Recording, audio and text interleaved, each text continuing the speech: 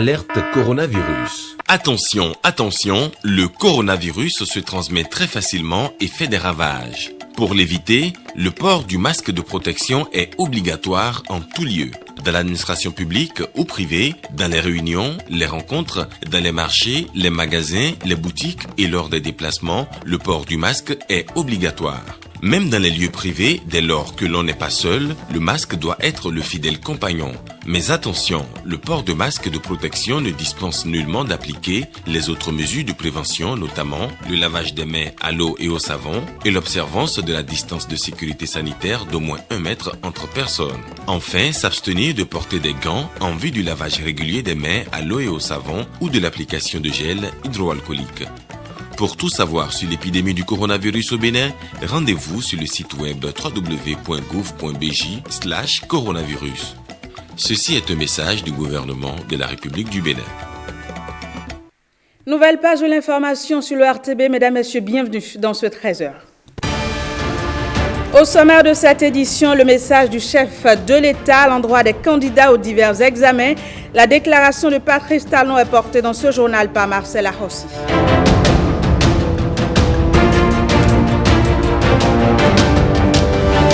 Conseil des ministres du 1er juillet 2020, le gouvernement a décidé de l'acquisition de 5000 lecteurs électroniques pour les cartes d'assurés des bénéficiaires du volet santé du projet ARCHE.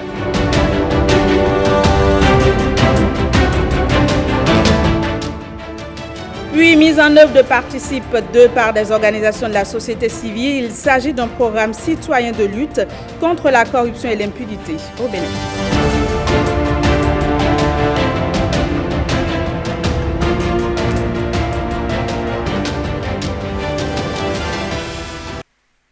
On ouvre ce journal par ce message du chef de l'État.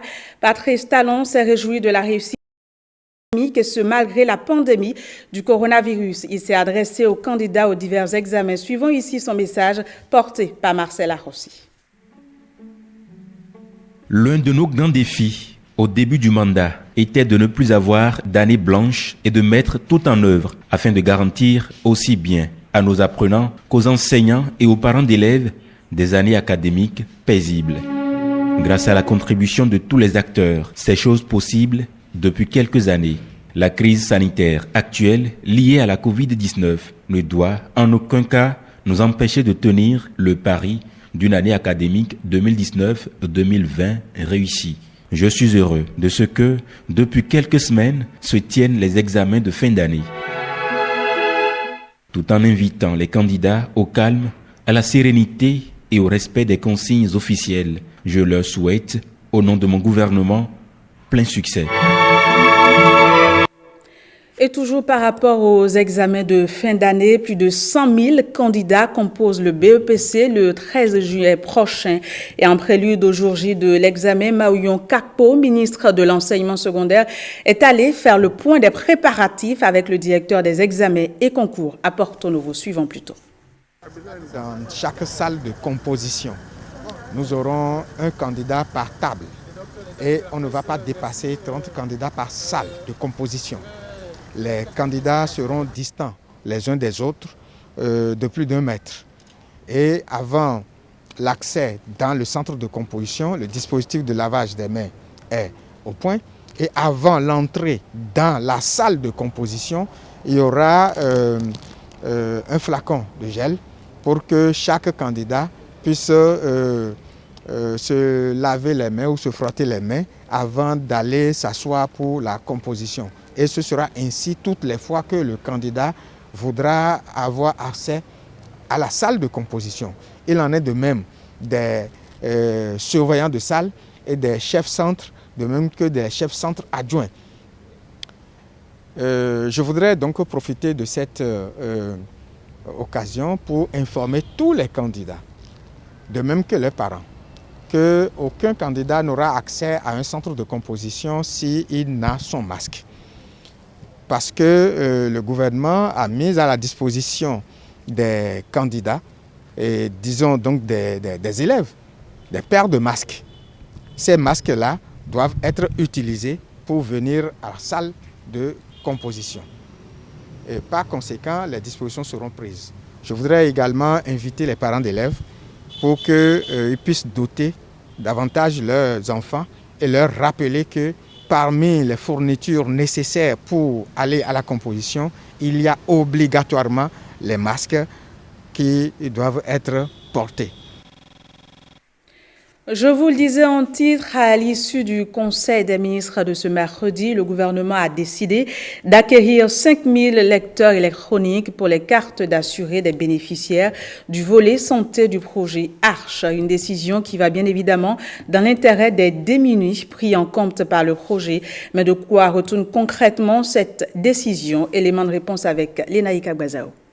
5000 lecteurs de cartes électroniques ARCHE bientôt disponibles dans les centres de santé du Bénin. Le projet ARCHE, Assurance pour le renforcement du capital humain, est ainsi appelé à entrer dans sa phase de généralisation. Le dispositif à installer dans les hôpitaux, sur toute l'étendue du territoire national, a pour rôle d'assurer l'authentification univoque des cartes d'assurés distribuées. Un outil indispensable pour contrer toute fraude ou autre irrégularité afin de mieux identifier les bénéficiaires. Ces lecteurs adaptés aux fonctionnalités prévues sont gages de la réussite du projet. Cette décision gouvernementale a été prise suite à la phase pilote qui a révélé la nécessité de la mise en place d'un système de vérification de l'authenticité des cartes ARCHE.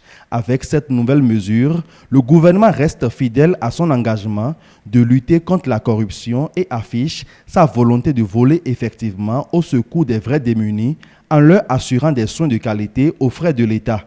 Ce système antifraude va empêcher tout favoritisme et permettre à la cible réellement visée de tirer profit des avantages du projet ARCHE à la suite du programme spécial d'insertion dans l'emploi et des mesures sociales prises pour atténuer les effets socio-économiques du coronavirus.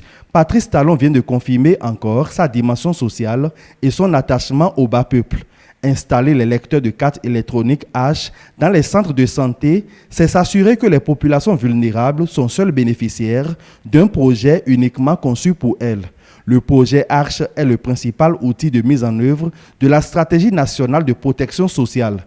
Il vise à accroître la capacité et l'accès aux services sociaux de base ainsi que les opportunités économiques de façon durable et équitable aux pauvres et extrêmes pauvres. Le volet sanitaire qui sera bientôt mis en branle est l'acte 1 de ce vaste chantier auquel tient l'actuel exécutif.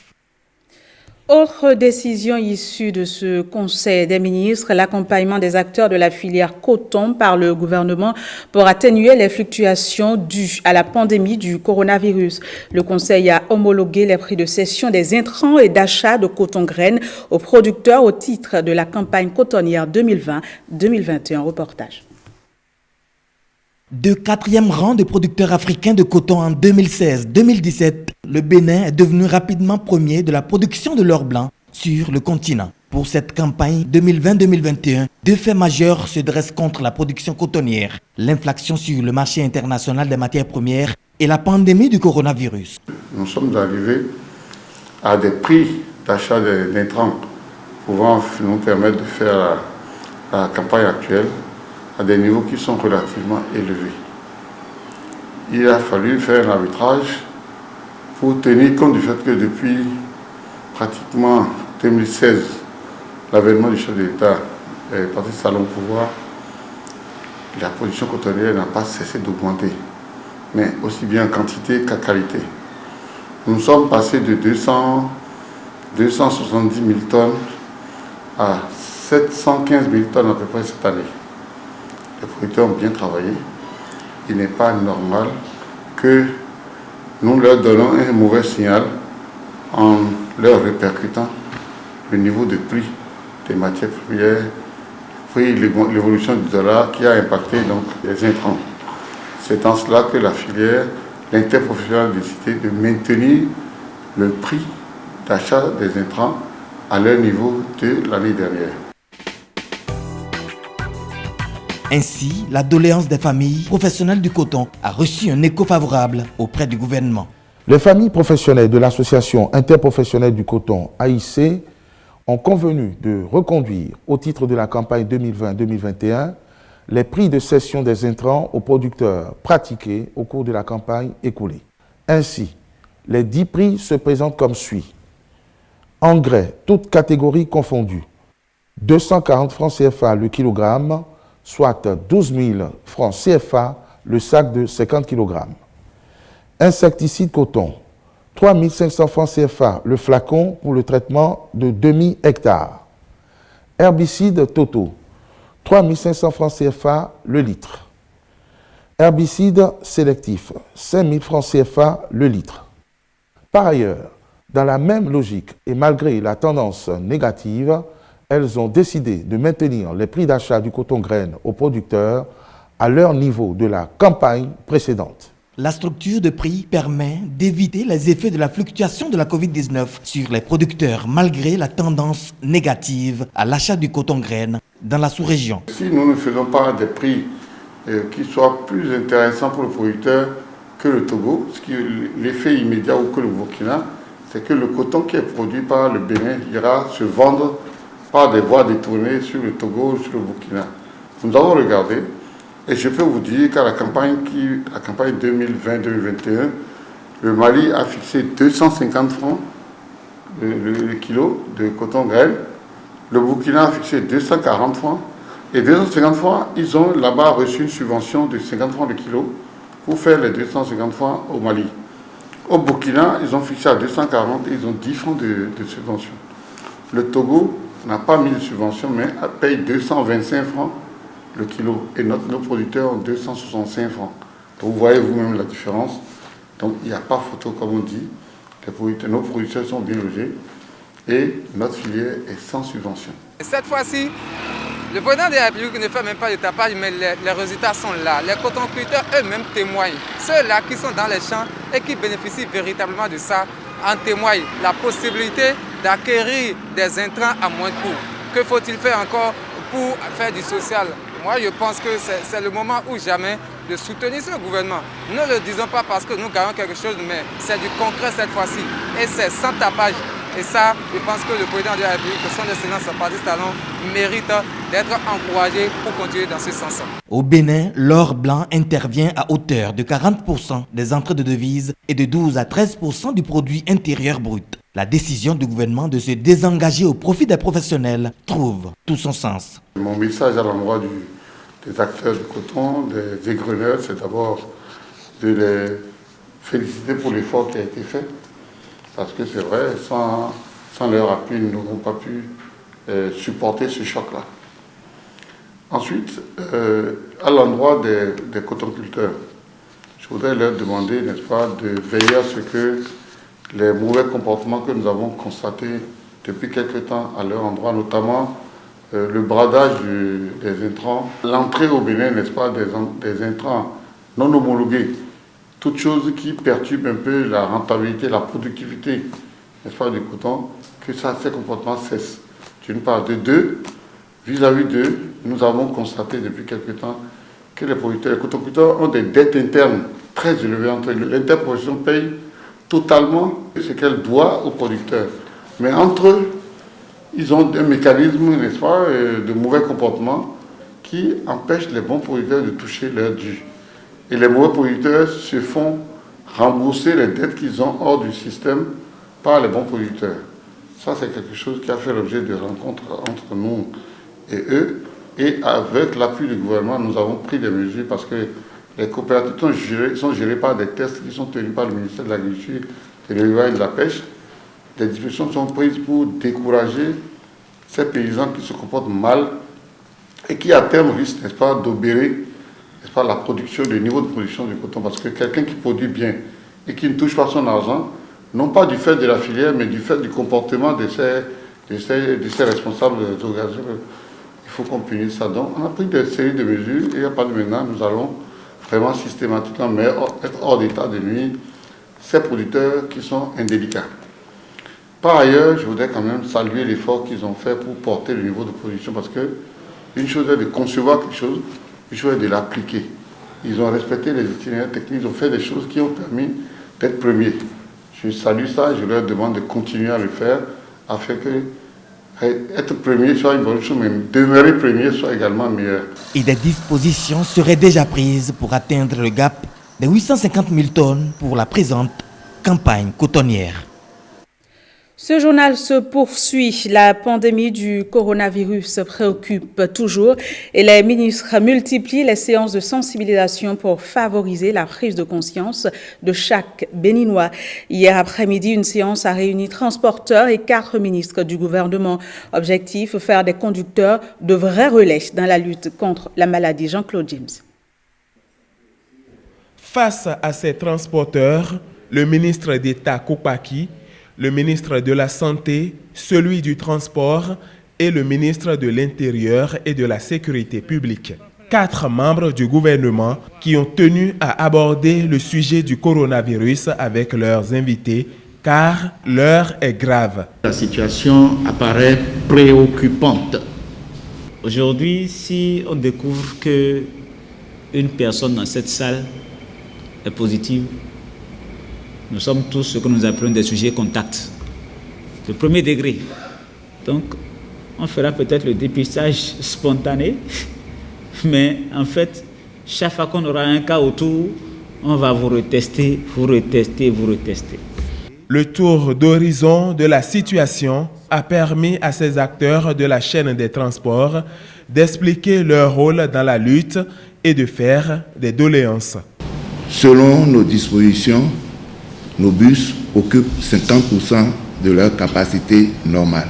Quand ils sont dans le bus, ils ne sont plus autorisés à manger ou à faire quoi que ce soit, sauf si le bus marque l'arrêt pour la pause. Ils descendent et ils essayent de manger, de faire tout ce qu'ils veulent. Et nous essayons de leur donner le gel avant qu'ils ne rentrent dans le bus. Et on essaye de mettre un peu d'eau de javel et de l'eau pour désinfecter les bus avant un autre départ. Une association de conducteurs groupe hôtel est venue me voir pour dire qu'ils sont pour parler avec le ministère de la Santé qui a promis leur fournir des bavettes. Je ne sais pas si vous êtes au courant, monsieur le ministre. Eh bien, si vous n'êtes pas au courant, ce doit faire l'objet d'une de nos doléances pour que, au moins, vous arrivez à, je dirais, nous aider. Vous avez fait des propositions que nous avons bien notées et je relève que vous voulez contribuer davantage à la sensibilisation des usagers de vos parcs, avec quelques difficultés que le ministre des Infrastructures et des Transports et le ministre de l'Intérieur vont nous aider à traiter. Au regard des interventions, tout semble rose, mais des failles existent, car selon le ministre de la Santé, l'un des cas positifs pris en charge récemment avait emprunté les moyens de transport en commun. La veille doit être de mise et le gouvernement veut compter sur ces acteurs de la société. Nous allons nous appuyer sur vous pour intensifier la sensibilisation. Il y en a encore dans notre pays qui se demandent encore si le virus est une réalité. C'est à vous de nous aider à expliquer que le virus existe et qu'il tue. Nous avons reçu d'autres corporations et je dois vous avouer que j'ai été triste d'entendre que ce sont nos transporteurs qui n'aident pas à observer les mesures barrières. Celui qui a oublié en quittant chez lui est venu à votre parc pour s'embarquer à bord de votre bus. Si vous dites, attention, si quelqu'un se sent malade, s'il tousse, s'il éternue, s'il a le rhume, s'il a la fièvre, vraiment qu'il veuille aller se consulter avant de voyager pour ne pas contaminer les autres. C'est très important. Ça va le travailler à l'instant présent et il va peut-être faire demi-tour et repartir pour aller se faire consulter. J'insiste là-dessus parce que, vous savez, lorsqu'on rentre dans des espaces clos avec ce virus, le degré de transmission est majeur. Que la lutte contre la Covid ne soit pas une affaire du gouvernement, des membres du gouvernement, de la police, de l'armée. Non, ça doit être une affaire de tous les citoyens. Prenez au sérieux la lutte contre cette maladie. C'est la seule manière pour nous de nous en sortir. Chacun de nous doit prendre des précautions. Ce n'est pas en multipliant les dépistages que nous allons régler le problème. Le Bénin est déjà à plus de 1000 cas confirmés de Covid-19 avec plusieurs décès. Le respect des mesures barrières reste à l'heure actuelle l'arme efficace pour empêcher ces statistiques de grimper. Le Centrab, entendez syndicat des travailleurs de l'audiovisuel du Bénin, forme ses syndiqués. La formation a porté sur la conscience professionnelle et sur la loi sur l'embauche en République du Bénin. Rebecca Kenjaoundi et Bruno Kotepo. Le syndicalisme ne doit pas être focalisé uniquement sur les revendications. L'action syndicale va donc au-delà de cette cause. Le bureau syndical des travailleurs de l'audiovisuel du Bénin, Centrab OETB, a bien cerné cet angle. Voilà pourquoi la présente formation a été initiée à l'endroit de tous les militants à la base autour du thème « La conscience professionnelle et la nouvelle loi sur l'embauche ». Comme le dit souvent, mon peuple meurt faute de connaissances. Et si nous ne savons pas ce que nous réserve la nouvelle loi sur l'embauche, le moment venu, on sera surpris. Si tout le temps nous sommes là pour demander à l'employeur, donnez-nous ceci, faites-nous ci, nous avons besoin de telles choses, et qu'en retour, nous-mêmes, si nous ne connaissons pas nos devoirs, mais l'employeur ne sera pas toujours disposé à nous écouter. La conscience professionnelle, il me semble que ce n'est pas simplement d'apporter du soin à son travail. La conscience professionnelle, c'est aussi avoir à l'esprit, me semble-t-il, que les relations de travail doivent être saines. Comment cultiver ces valeurs et comment relever les défis de la transformation et du passage au numérique si la conscience professionnelle n'est pas au rendez-vous à tous les niveaux, c'est-à-dire conscience professionnelle au niveau des agents, mais aussi conscience professionnelle dans la gouvernance de l'office. Cette formation est assurée par la CSA Bénin, Confédération des syndicats autonomes. Pour son secrétaire général, chaque employé doit maîtriser le contenu de la loi sur l'embauche afin de savoir quel pas poser en entreprise. En tant que citoyens, en tant que travailleurs, nous devons connaître les lois qui nous régissent désormais pour, en même temps que nous allons en éviter les pièges, c'est que nous pouvons regarder les dispositions et nous entendre à l'interne de nos syndicats pour voir quelle est la meilleure formule pour obliger les gens à changer les lois et les dispositions qui sont porteuses de risques pour nos acquis. Le Centrab OETB, à travers cette séance, veut surtout doter ses syndiqués des armes nécessaires pour bien exercer dans leurs différentes fonctions. Je l'annonçais en titre, Participe 2 est un programme citoyen de lutte contre la corruption et l'impunité. Il est mis en œuvre par des organisations de la société civile et au détour d'une conférence de presse, les membres ont fait le point des activités menées. Marcel Arrossi et Bernol Jobé.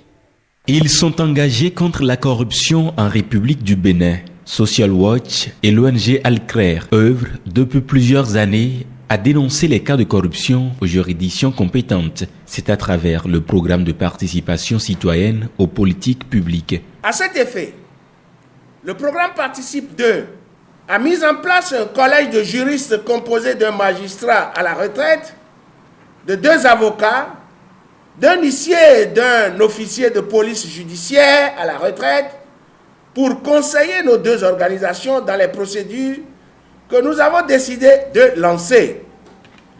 De même, une plateforme de dénonciation citoyenne appelée Anticorps a été lancée ainsi que la formation des membres de nos 2 organisations en vue de mener des investigations citoyennes sur les faits de corruption dénoncés. À cette date, sur 11 affaires présumées de corruption dénoncées, ils se réjouissent de 2 dossiers vidés et sanctionnés. Les dossiers déjà clos portent sur des cas de malversation financière à la recette des finances du Zou et des collines, dans lequel le mis en cause a été condamné à 5 ans de prison ferme et de détournement de 4,5 milliards de la CNSS. L'instruction du reste est toujours en cours. Et le réseau continue de se renforcer pour mieux combattre. Objectif de la publication de ce manuel pratique. Réalisé en des thèmes très simples Il a pour vocation de permettre aux acteurs de lutte contre la corruption et au public de s'approprier plus aisément les contenus des actes de corruption et des infractions connexes. Un précieux outil pour démystifier la diversité pénale de la corruption. La première phase de ce programme a démarré en 2012 et prend en compte 62 communes, notamment du Mono, du Koufo, de la Takora, de la Donga, du Zou et des collines. On parle sport à présent, bientôt la naissance d'une unité de production de contenu sportif au Bénin. Au cours d'une conférence de presse ce jeudi, le ministre des Sports, Oswald Homeki, a expliqué les tenants et aboutissants de cette structure. On regarde. C'est un projet voulu par le président de la République et son gouvernement pour faire en sorte que, en plus des résultats encourageants que notre sport commence à enregistrer dans les différentes disciplines, nous puissions nous assurer que pour les mois, les années à venir, la promotion de notre sport à l'international, à travers les médias, puisse se faire de façon convenable. Comme vous le savez, la façon de travailler de notre gouvernement, c'est aussi de s'entourer des plus grandes expertises dans tous les domaines. Et c'est pour cette raison que nous avons fait appel à des experts internationaux.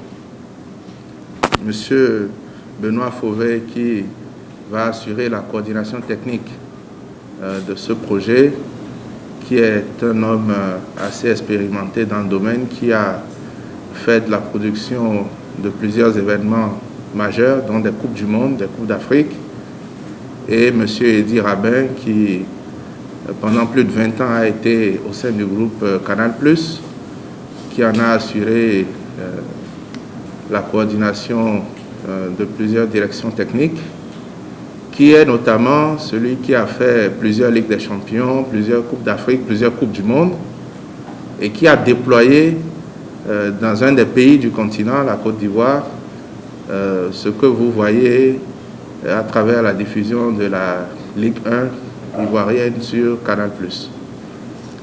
Et donc ce sont ces deux experts-là qui, ensemble avec d'autres, nous accompagnent dans la mise en œuvre de ce projet qui aujourd'hui rentre dans sa phase, on va dire, d'accélération, puisque vous avez vu passer le communiqué qui appelait ceux qui le souhaitent à déposer leur dossier de candidature pour les différents postes qui ont été définis. La présélection va commencer au cours de cette mission qu'ils effectuent en ce moment dans notre pays. À l'issue de cette présélection, les différents techniciens seront retenus et le programme de formation sera donc déployé à l'attention de ces techniciens de cette future unité de production.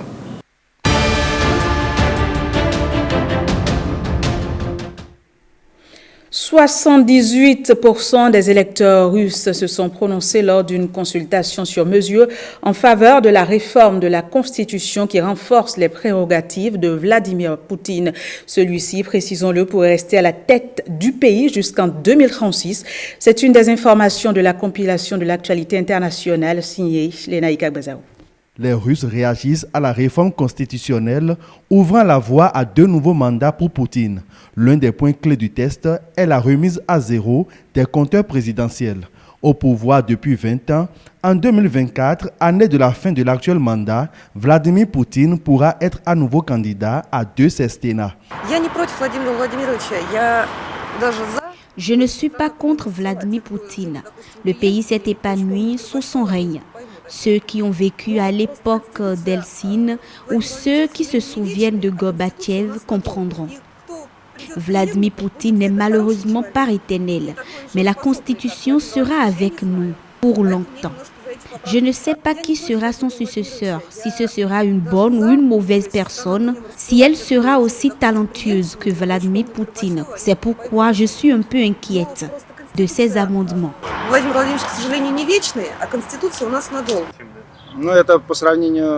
D'après les normes occidentales, ce n'est pas légitime d'autoriser des mandats supplémentaires. Mais pour nous, Cela l'a toujours été. En Occident, ils ont leur propre mentalité et nous avons la nôtre.